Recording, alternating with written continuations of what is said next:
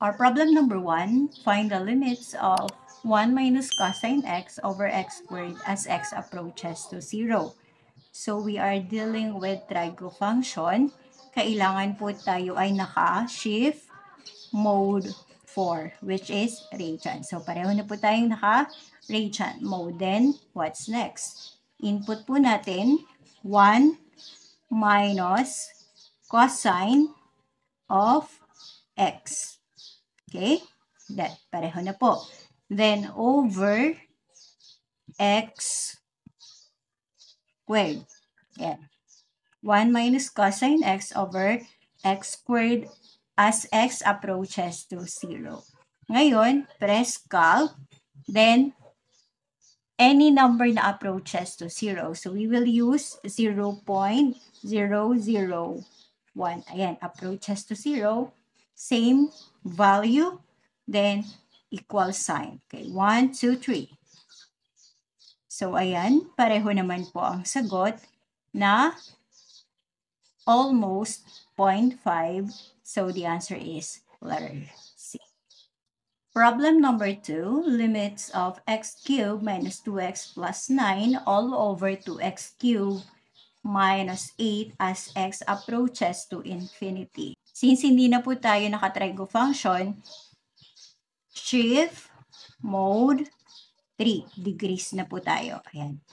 Diba? Pareho lang. Makikita po pala natin kung degrees or radian mode tayo kapag D ang nakalagay dito, degrees kapag R radian. So, yun po ang indicator. At ngayon, dahil naka-degree mode na po tayo, AC na po natin or back, then input po natin or plug in natin ang given. Which is, ano po ang ating numerator or yung nasa taas? We have x cube, shift, ayan. Mahirap pala ang pinagsasabay. Kaya masama ang nagsasabay char. Pinagsasabay rather. So, 2x plus 9 all over 2x cube. Pasensya na ako, medyo mabagal. Nalilito po ako at dalawa. Okay. So, check natin. X cube minus 2x plus 9 all over 2x cube minus 8. Then, ano daw po yung limits natin? Approaches to infinity. So, press calc. Then, any number, say infinity. So, 9. Okay lang. So, let's say 5 na 9. Ayan. Pwede na po yan sa infinity natin. Then, equal sign 1, 2, 3. And the answer is same, nearest to 0.5. So, it is letter B. So, ayaw patalo, parehong-pareho. Okay? Problem number 3, find the derivative of f of x is equal to x minus 3 times x plus 5. So, paano po natin siya gagawin? Derivative, shift, integral. So, ayan. Then, input po natin x minus 3. Ayan. Close parenthesis, open parenthesis, x plus 5. Ayan. Okay.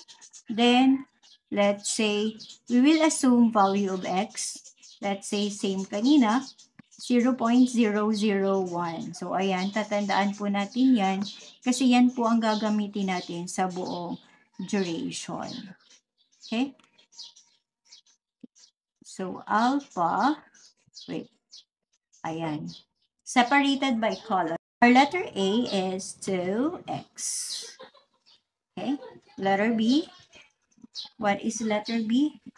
2 quantity of x plus 1. Yeah. Okay. Then, alpha x plus 2. Then,